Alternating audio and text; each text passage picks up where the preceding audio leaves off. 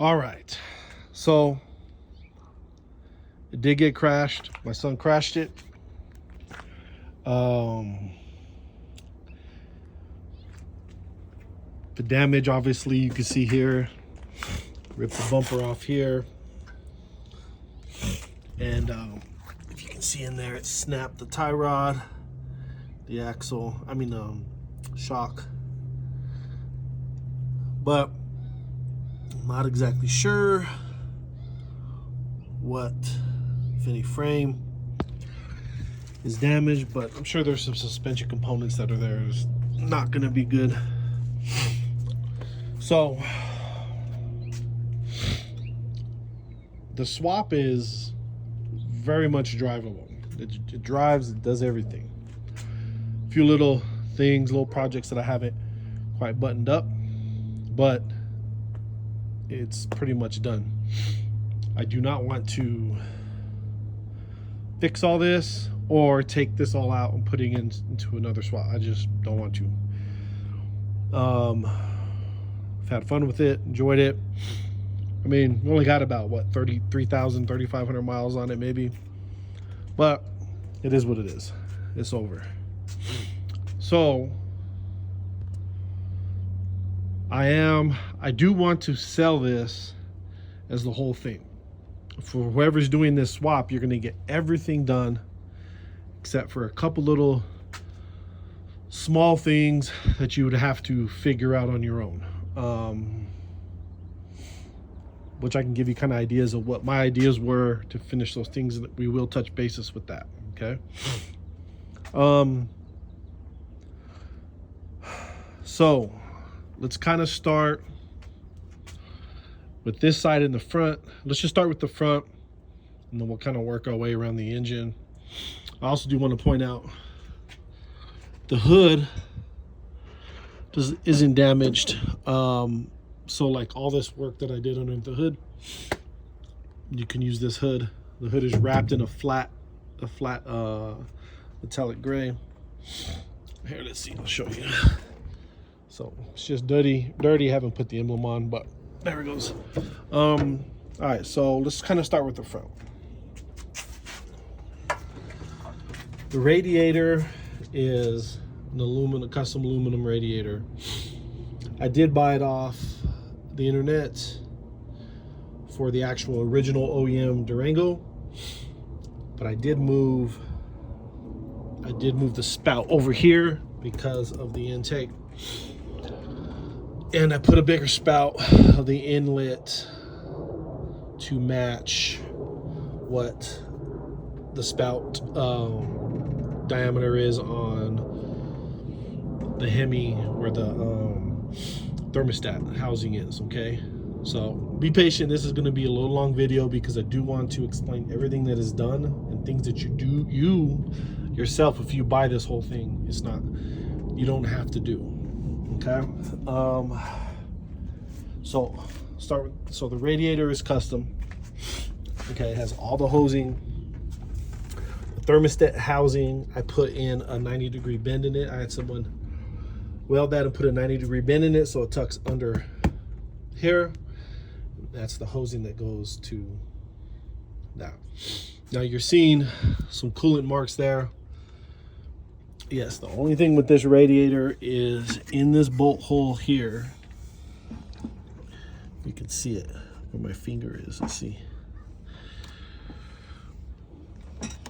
See right here, this bolt hole here, I think it's leaking out of that hole right there. But since it wasn't an accident, I do recommend to take that out and just take it to a radiator shop and have them pressure tested to make sure there's no little small cracks from the accident. But keep the radiator because it works fantastic. This shroud I made myself. There's videos on the YouTube. Fits in with the brackets. It fits nice. I put a rubber seal on it so it does suck tight to the radiator, so it does efficiently suck air through the front. Okay. AC condenser, it's good.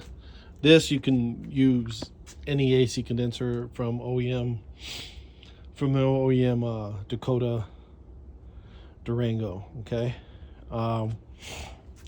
This is the transmission cooler. These I have custom lines that go from here to the 8HP70. And then here is a custom, well, I just got one out of the junkyard from a newer Durango power steering cooler, and that all runs through there.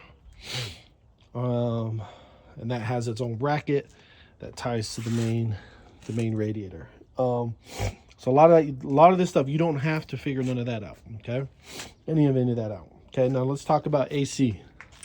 Okay, all custom AC lines.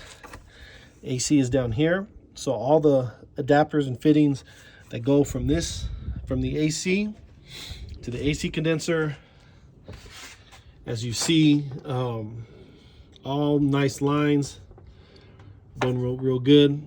All the brackets that hold. Here's the AC dryer.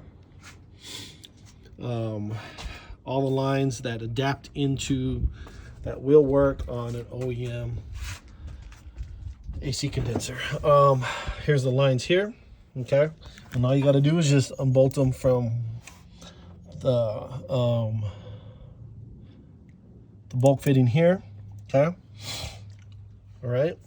So these are all the lines. You can just unbolt them and add them into yours, and then here you can just take them off as you switch, if however you want to do it. Heater hoses here, they're all dressed up nice. For the rear pump, if you have a Dakota, that's probably not going to be a thing. So all hoses, and they're all ran and through the back, the heater hoses to there. Okay, as you see, the brake system, dual diaphragm 9-inch, so that you have room to maintenance and service the coils, spark plugs, valve covers. You can take all that stuff off. Proportioning valve, because ABS isn't going to work anymore when you take all the modules out. Okay, so the engine is painted kind of like this charcoal kind of color, gray, the base of the engine. Okay, all the wiring. So let's start on this side with the computer. So the mounting for the computer is here. Okay, this is where I put it. This is the RAM off of an 09 RAM PCM. So all the wiring I ran through here, and as you can see, every wire is labeled. Okay, and each section of the engine has its own connector. I don't know why I did that. It's just for me, that's how I wanted it, just in case I needed to maintenance and how can you say, problem solve, and just grab one connector. So these are the coils, right? So those are all the wires that go to the coil. Okay, different sensors, they're all down here. Okay, they're all connected through here. All right. So all the wires that are going to this power distribution box here, the PDM, they're all labeled from what's being attached from here to there. Okay, from the computer there, what needs to be ran, it's all attached. You can just copy exactly what it is. It's all labeled. Okay, power steering, you just have to modify. Now this did get pushed back into it, so a little bit. So all you have to do is just, on the reservoir, I just filed that down.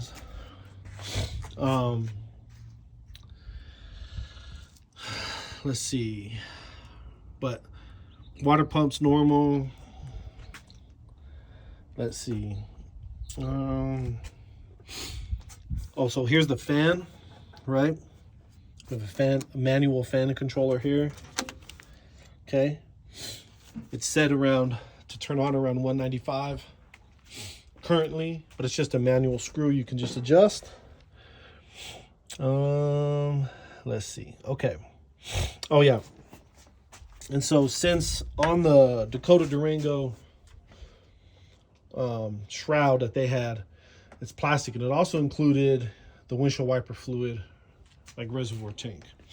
I made a custom one. These pumps and sensors are all from the Durango, Dakota. I just retrofitted into this reservoir tank.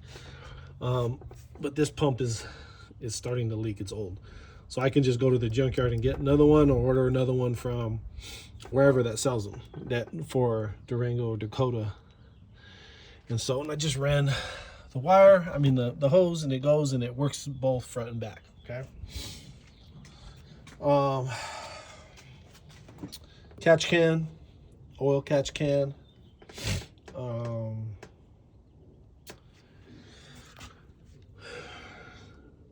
Okay, and then also for the fan cooler that has a temperature sensor that goes, I had it drilled and tapped for that, so that's all good. You don't have to do that. Throttle body is flipped, and clearance is made in the front cover to have this flipped so that we can fit we can fit this intake manifold from a 6.1 SRT8 to fit onto this. Okay. And that's what was needed to be done, and it works just fine. 6.1 intake manifold. Okay. So now, and then you also have the custom motor mounts that I made, that I also sell for swaps. Okay. I got the 45-degree oil filter housing on there, so the filter comes out in the front. Mylodon's pan that I helped them design for this swap. It's a custom pan in here. They also do sell them on the internet, but that pan and pickup tube is here. Okay, so let's talk about the engine itself. Okay, it has a higher output oil pump. Okay, I did the bottom end.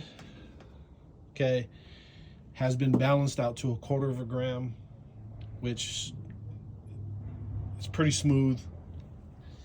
Usually they're a lot, I mean, there's a bigger tolerance into those, but I asked them to do it to 1/4 gram, which is maybe an overkill for this motor, but it could be revved a little higher without a lot of knocking or, or distortion from the crank itself.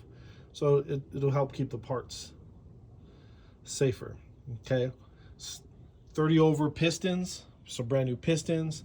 Ring gaps are gapped at OEM specs. They're not over gapped for boost or nitrous, so that is at your choice. Mailing water pump, which is pretty much the same output as the stock one, but comp cam stage 2 cam, also the Beehive springs, the valve springs. Okay, that matches up for a higher performance cam. Okay, the heads are ported and worked. There's also a 3-angle valve job on here.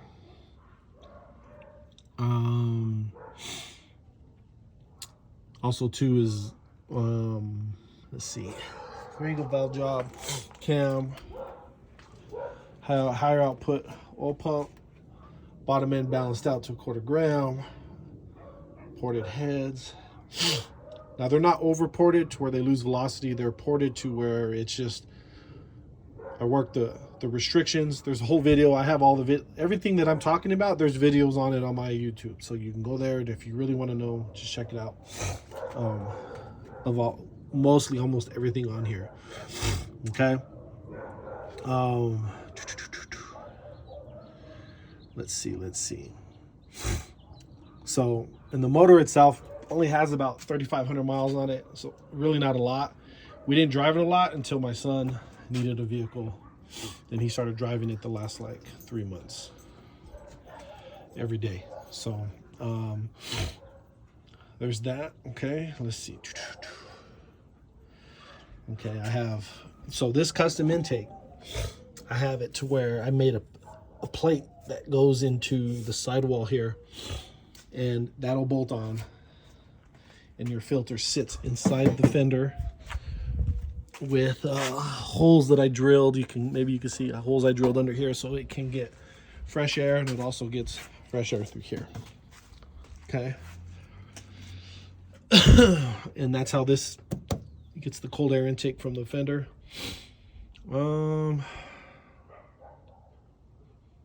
Let's see. So much done. I just want to make sure that we get this done. And then, and then the backside firewall is the same stuff as this. It's just right now it's dirty. You can use that to dress up your engine bay if you want. It's already cut and made it up. Coolant reservoir here, overflow tank, nice and shiny.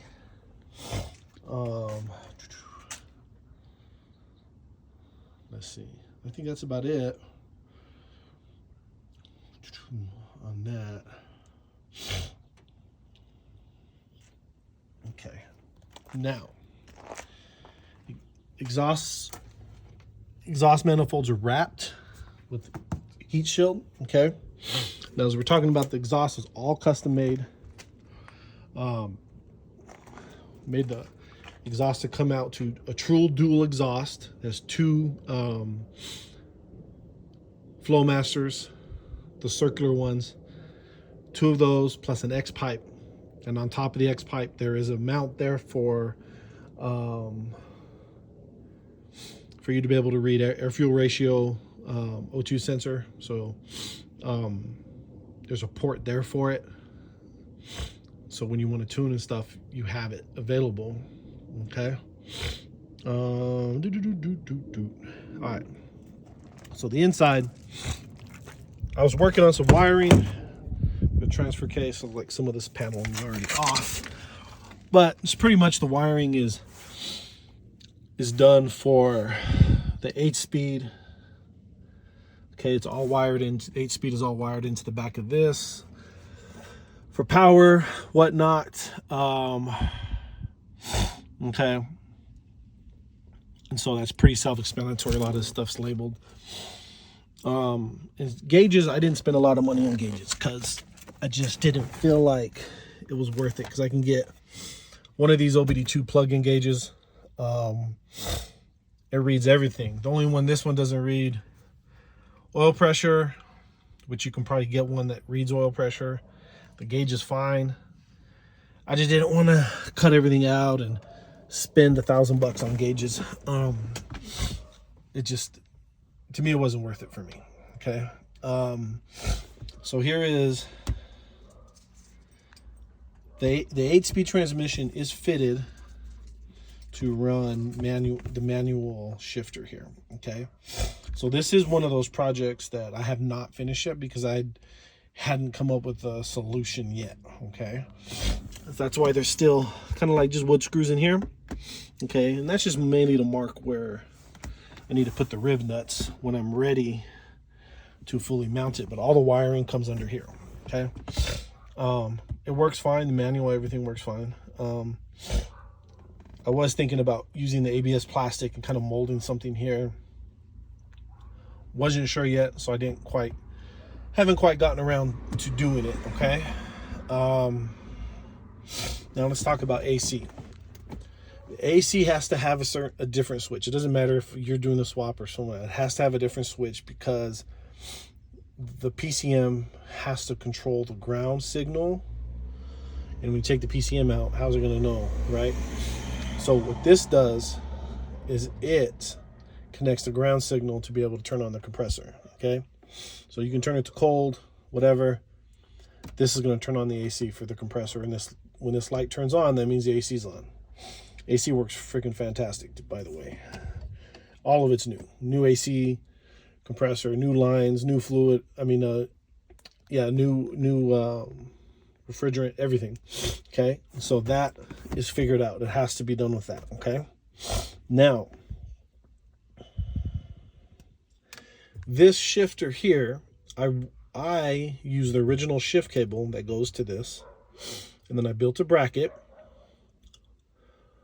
on the 8-speed transmissions, with a lot of electrical transmissions now, they have to have an emergency neutral, just in case you lose power to the vehicle. You have to be able to get it into neutral to be able to tow it.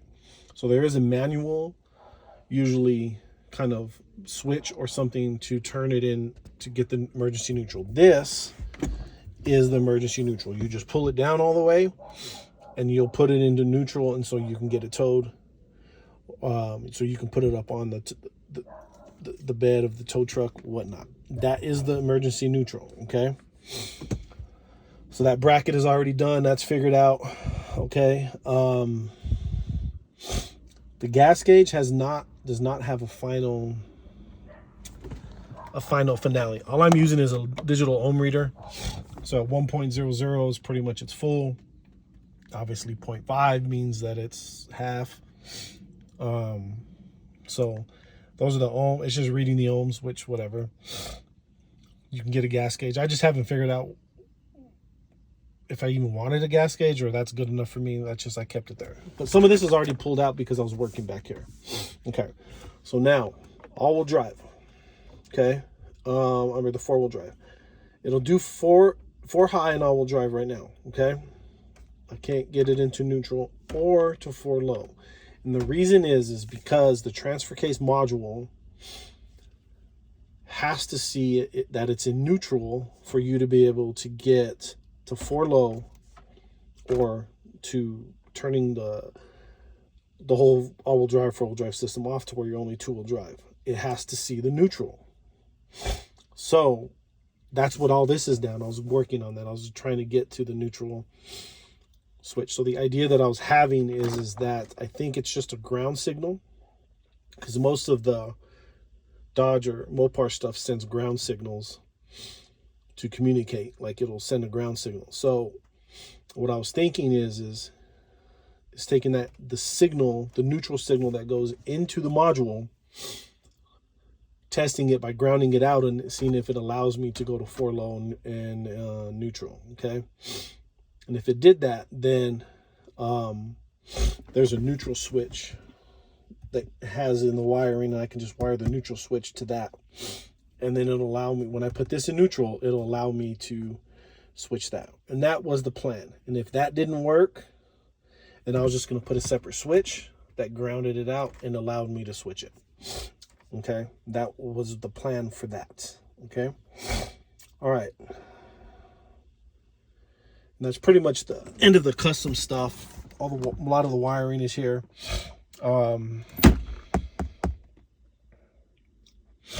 Yeah, so you have an OBD2 port for the engine, and you have an OBD2 port for the transmission. Okay, there's 2 of them. One here. Where's the other one? It's up here. Oh, it's right here.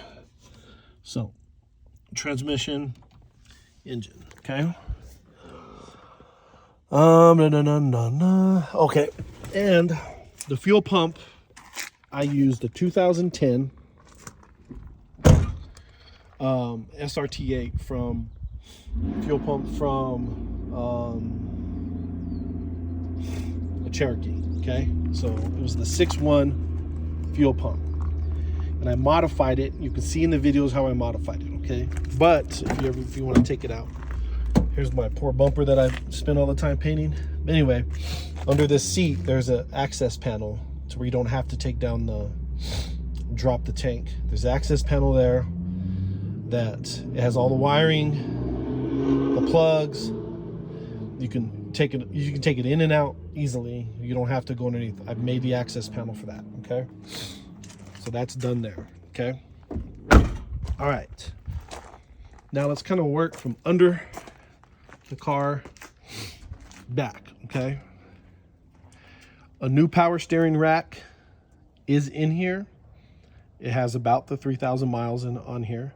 Now, I don't know if it got damaged from the accident. Tie rod did snap, but it was brand new. Okay, and all the custom fittings and the hosing for the fittings, the adapters and all that stuff is also on the rack. Let's see. And then, All new fluids underneath, is like for the front differential. All that's done.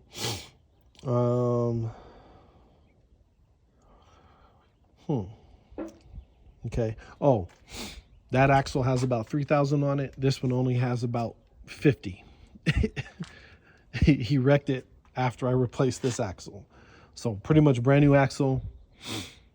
Only 3,000 on this side, on the passenger side axle. Okay. 3,000. I mean, about 3,000 miles, 50 miles on that axle. So a lot of that stuff is good. Now the rear end, okay. I swapped out a rear end. There's a video, one of my first videos that talked about this swap. I took a 2004 Durango, the last year they made this body style, but they had a bigger, beefier rear end with disc brakes. So they have disc brakes, rear end swap. The axle itself is like a 32 spline. I think the one before was a 30. So the axle itself is bigger, okay? So that is all done. New fluids, all that stuff, okay? Transfer case is the original transfer case, just new fluids. And it is custom fitted to the 8-speed transmission, stock OEM front shaft, stock OEM drive shaft. Now the rear drive shaft has about 3/4 of an inch of play. Day-to-day driving, it's fine. I've launched it, maybe not the hardest. It's fine. But if you go off-roading and it starts to articulate, maybe, I don't know if it'll cause a problem. That's something you're gonna have to finalize and check. I didn't plan on going all crazy off-roading, so I haven't really tested it that way. So, and all new brakes. I mean, the brakes only have like 3,000 miles on them. So, and here's the dual exhaust that comes out the back. Okay, if you want to hear it, plenty of videos and shorts that have it. Rear bumpers were painted with the Chevy, an old school Chevy black. Same thing with the fender trim. And I guess just these tail lights, if you like them or not. Tow hitch. This vehicle itself was the top of the line you can get in the Durango this year. The tow package. Gears are 355. Front, you know, obviously the front and the rear. Man, is that about it? Oh yeah, and there's and then a new bracket for the front differential that connects to the transmission. I also sell that bracket for people doing 8 speeds. Is that it? Okay. Oh, the tune. Let's talk about the tune. This thing is tuned enough to drive daily. It is not, let me repeat, is not tuned for wide open throttle. I have not gotten that far yet. Okay. Go get it professionally tuned, because it is not tuned for wide open throttle yet. Just understand that. Daily driving runs great. Okay. The startup sometimes gets a little weird and it'll not let the throttle, the electronic throttle work. But you just turn it off, start it again, and it works. So the tune itself is causing that, and I have not figured that out yet. So it does look dirty, and I wish it was clean, but you can go back into the videos and see how clean this thing was set up how clean it looks when it's set up. Everything is dressed up nice, painted, no, this garbage. Oh yeah, an electric throttle, okay, is there, and it's custom fitted into there. Everything's a mess, sorry, but there you go. Now you can take a risk, just keep this vehicle and replace the fender or whatnot, and you get the frame checked in that front to make sure the frame's not bent. I don't know, I have no idea, but I'm sure a lot of that suspension components are going to have to be replaced for sure. I know that. Where it got ripped up here, you can just re-weld a plate. Just re-weld a plate, re-bolt it, and it'll be just fine. And that is it, and I'm selling it. And do not lowball me. It's not going to be worth it. I'll just keep this and put it into some like vintage an old Cherokee, Wagoneer, or older truck and upsell it for a lot more than what I'm gonna get from this. I prefer to sell the whole vehicle. Just take it, the swap's there. So there you go. Message me or email me, and we will communicate that way. So, oh yeah, windshield wipers are painted gloss black with that same Chevy black. Is base clear. Same thing here. So if you want to take those, put them on, they'll look nice. Message me or email me, and we'll work out some type of price. Don't lowball me, because I'm not even gonna deal with it. All right, see you later. Bye.